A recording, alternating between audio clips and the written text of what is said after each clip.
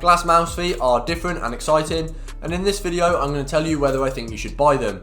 Also, I'm going to show you how to install them like an idiot, and then here's me with a melted Viper Ultimate, and see if they can survive a rage test. I'm Techify, and here's what I think of the Pulsar Superglides glass mouse feet. So guys, let's get into this. If you enjoyed this video, then make sure you get subscribed and join the Techify Discord. Really quickly, I want to apologise to Pulsar. They sent me these mouse feet months and months ago, and I put them on and I've used them a bit, but I haven't made a video yet. Obviously, as you'd expect, these are super smooth and they just make the mouse feel so much lighter and faster, and that's great. However, the obvious potential downside to that is a lack of control. Certainly that's something, especially when you first put them on, you may feel like. They have pretty much no static friction, and what that means is the force taken to move your mouse from a standstill is basically nothing. A normal mouse, I can put it on the desk and slowly increase my force and then it will move. With these Superglides, it just moves. This in some ways can feel great. You can, move so quickly and not have to have that weird change in force, but at the same time, I feel like you can then lack some feedback, stopping power, and potentially just mess up your aim. I thought my desk was level, but when I was first testing the Superglides on the G Pro wireless and then I was using other mice, I was so confused about what was going on with my mouse, and what was happening is this was slowly sliding down the desk. Another thing to bear in mind is supposedly these do wear in, and that makes sense. Any other mouse feet would do that, but people say they feel completely different once they've worn in. And I can actually agree with that. Although I've not tested them as extensively as some other people, I just put the new ones on my Razer Viper Ultimate and they do feel definitely different to my G Pro X Superlight. Personally, I feel like this is a nicer balance. I feel like I've got some of that stopping power back. And on my Xtrfy GP4, I can really enjoy this mouse, and actually I've aimed some of the best I ever have. There's so much to consider here though, because depending on your mouse pad, you may have no chance. Personally, on my endgame MPC, it's just too fast and I just can't use the Superglides and have any decent aim. I'm interested to see whether they're going to wear in more, whether it's going to change again. And the pretty, I'd argue, significant change over time is going to be a little bit annoying. So I hope, and ideally where they are now for me, they will stop and that will be how they are.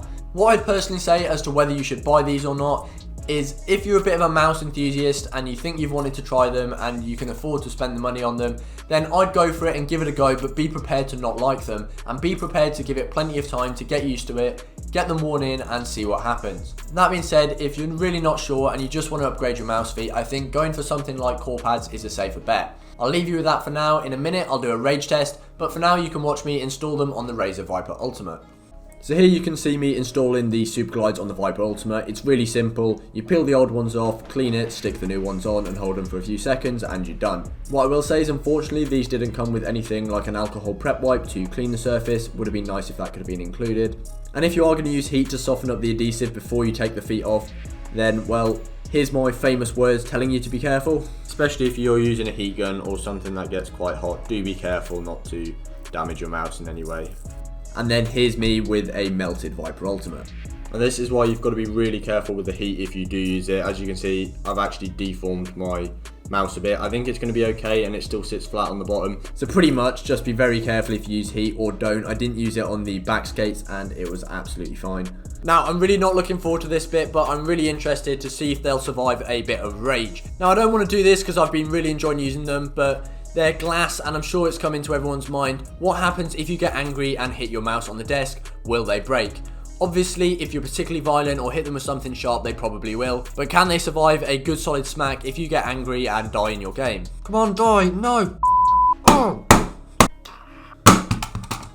Well, I hit those pretty hard and look at that, they're absolutely fine.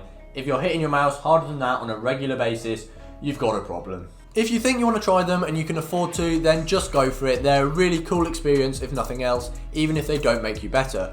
Personally, right now, I think I'm really enjoying using them and I'm going to continue to keep testing. Depending on your mouse pad and potentially what games you play, you're going to have a completely different experience. Make sure you subscribe to my channel first and then go check out this video from House Gaming. He's done some extensive testing and his video really made me rethink what I thought about these and test them for even longer. Thank you guys for watching and I'll see you guys next time.